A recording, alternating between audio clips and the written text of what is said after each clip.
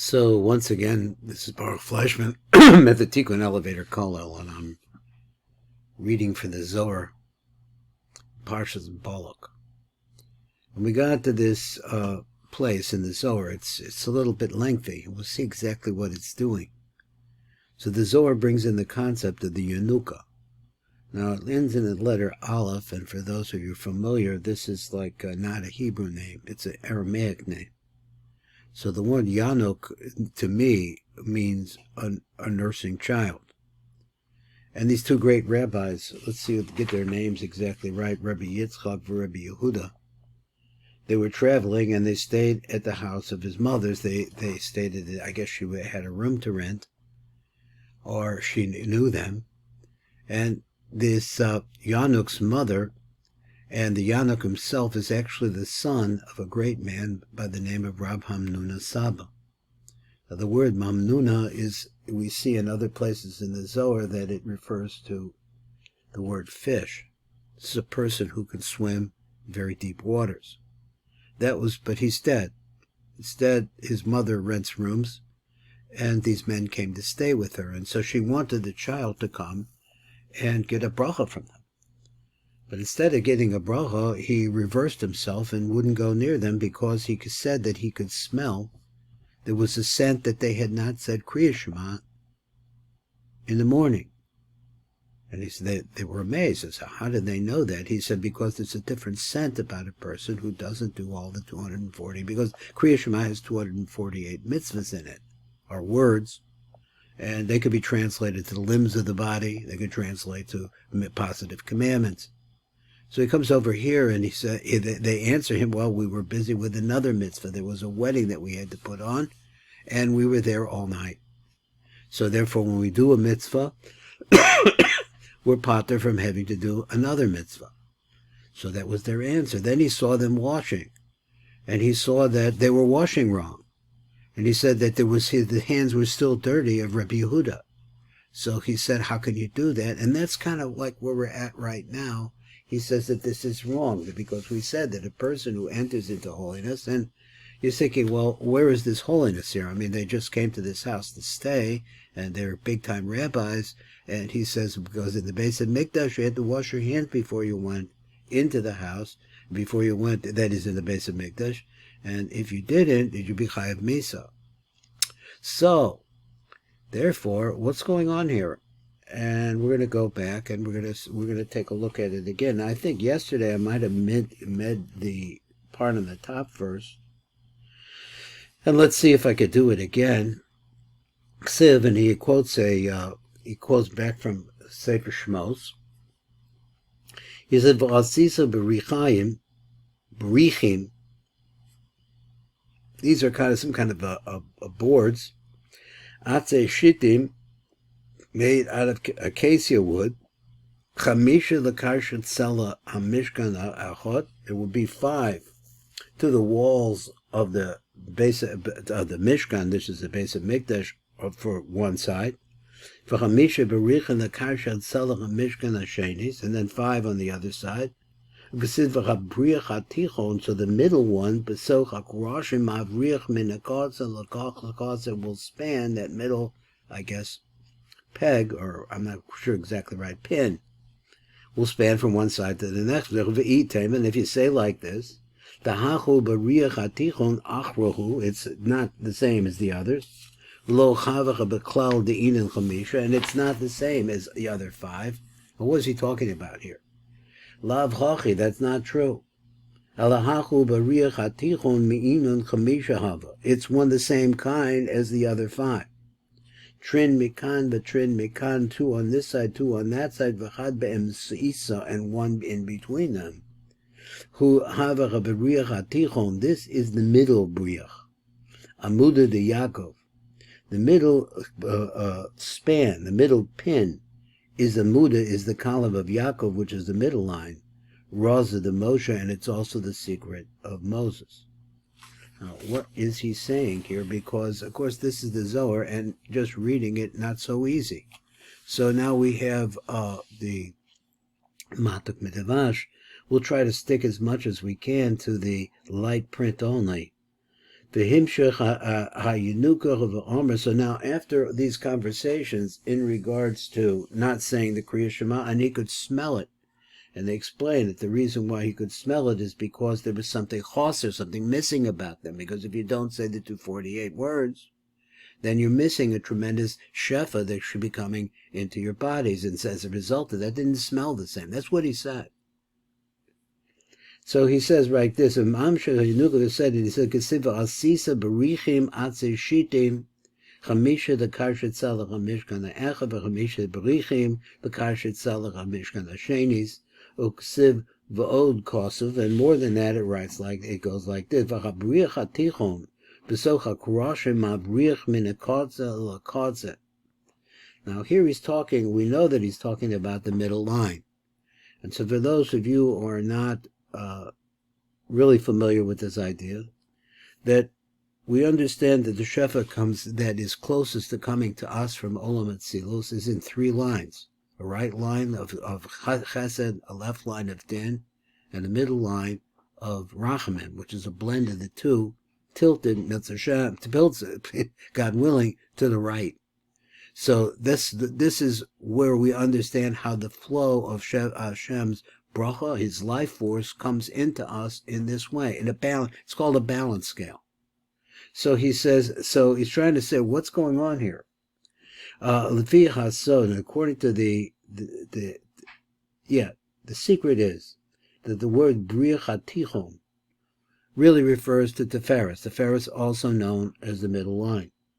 V'umabriach min ha'kotze, and it spans between one end, the hainu min habina, she could say elyon elakotze, so which is would say it's the upper end. That's where things come from. In other words, that's where the beginning of the flow is. El hakotze, to the other end. Ad malchus she could say hatachton, which is the lower end. V'amer ivas, and he says like the v'i tema. Then if you say like this, the hachol de beriach hatichon achrahu, that he says that this beriach hatichon is something else. In other words, it's either the right line or the left line, not the middle line. The lo chava beklala the ina chamisha, veina beklala chamisha brichim. So it's not part of the five; it's something else. In other words, I guess the middle line is not connected to the other two lines. So let's see what he says. That's what I thought he meant. So Ritzon Alomisha Efshalutos b'masha kasav. So you can make a mistake in this pasuk where it writes like this: V'asa b'richem atze shitim chamisha v'ume chamisha, from the five of them. V'achar kach kasav, and then after that it writes like this. After that, v'achar kach kasav v'chabriach hatichon b'soch hakrashim. So the middle pin between all of the boards. So he wants to say it's different from the other boards. Are the other pins. So therefore it says that's not true.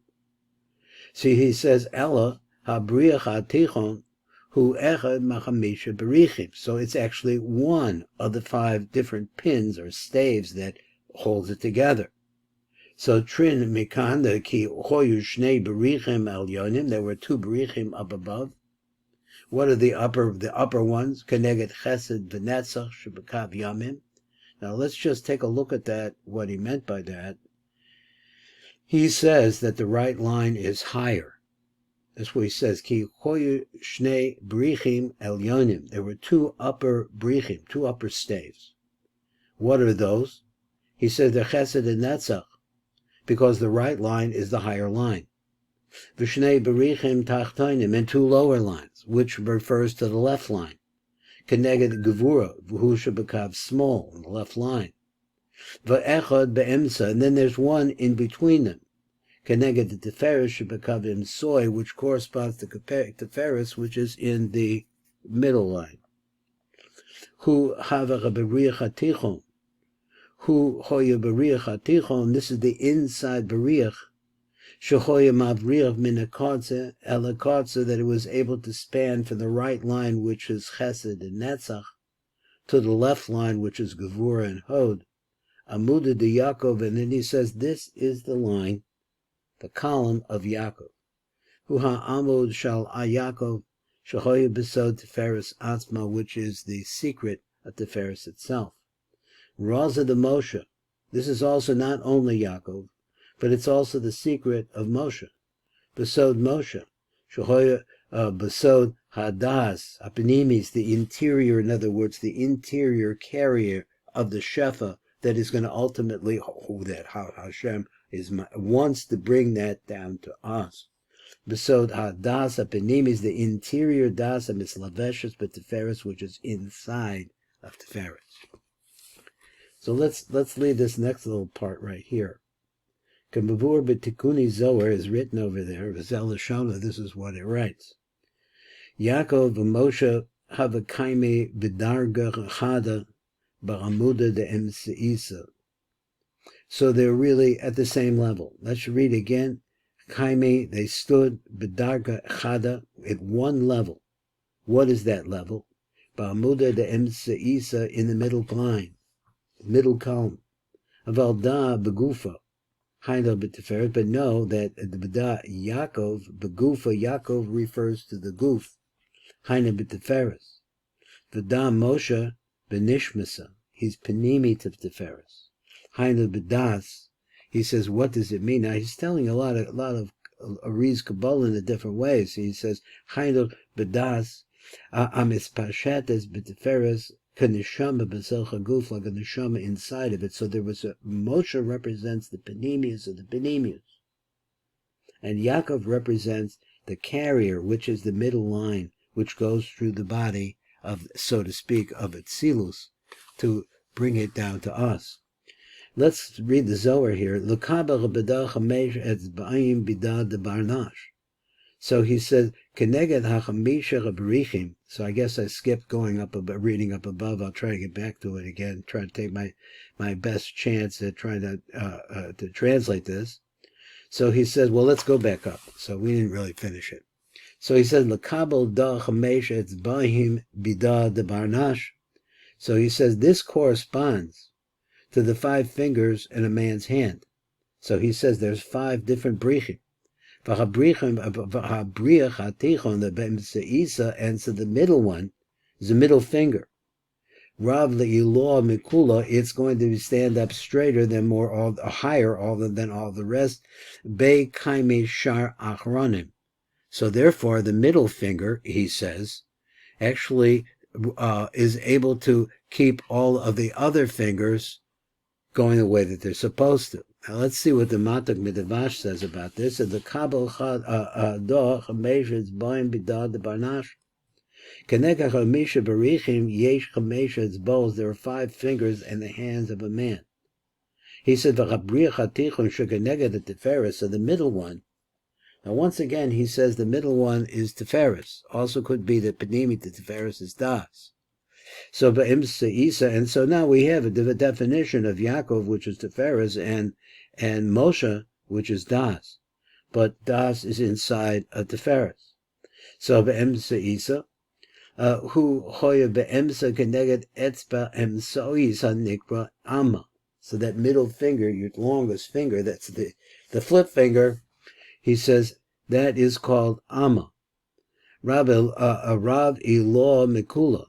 Zohar etzba hi gadola v'elyona mekulam, and this is the concept of the middle line. The middle line is actually more powerful than the line. That's what he seems to be saying. More powerful than the right line or the left line. Be kaimi shar achronim. So in that middle line, bo kaimos kayemus shar hatzbos hacheros, all of the other fingers. B'shefach HaTiferes, because of what throws through Tiferes, which is actually the shefa of the light of the Ein Sof Baruch Hu, called a vok v'kulam tefeilim alov. All of the vok, all of the other 6 kitzvos of Zair Anpin are subservient to it. Now, just think of the situation that we're into, is that these 2 great rabbis, Rabbi Yitzchak and Rabbi Yehuda, came to the house of the widow of Rabbi Hamnuna Saba.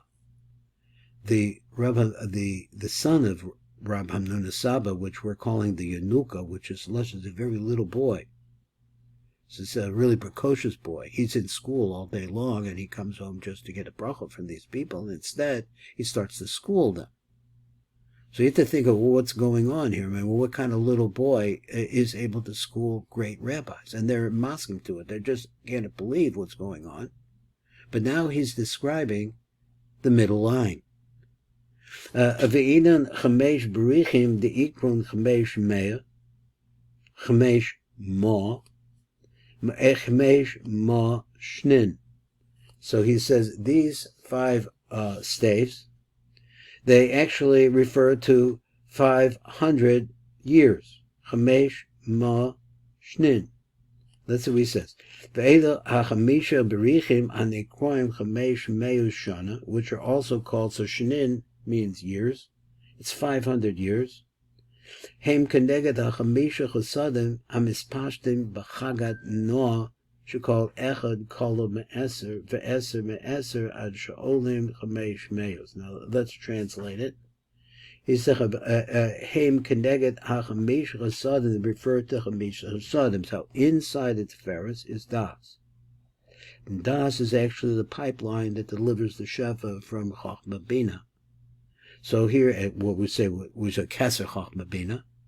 So he said that the Das is delivering this, but the nature of the delivery is that Das has 5 Chosadim within it, which are Lashon Chesed. They go with the concept of the male aspect. And Mispashtim B'chagad Noah, and these 5 Chosadim spread in the Chesed, Gevurah, Tiferes, Netzach, and Hod. Shekol Echad, which is all the other 5 Sfiros of Zair Anpin. We always say that Yesod and Malchus are actually pools. They're not the original, they're what would you say, they're kololim. They incorporate everything within them, both of them. You have an incorporator, that's Yesod. You have a incorporator of the incorporator, which is Malchus, which is ultimately where we want the Shefa to go. The Ilach of the Chai Ozech of B'chusha Eitz HaChaim, which is Zair Anpin, Holach and Mischazek Be'edach HaChasadim, goes and gets a hold of these 5 Chasadim. Obris Kadisha is Arab B'chamesh Etzboim Dido. Obris Kodesh, Misorer, is aroused, Ayidei Chamesh Etzboim Shal Yad HaSmol, through the 5 fingers of the left hand. The Hainu, Ayidei Chamesha Gevuros Shehem Keneged Chamisha Etzboim Shal Yad HaSmol, for God, the 5 Gevuros, which are coming from the left hand. Shehem Keneged Chamisha Etzboim Shal Yad HaSmol. Misorach HaYisod, then it arouses, as a result of that, it arouses the Yisod, El HaYichud Besod,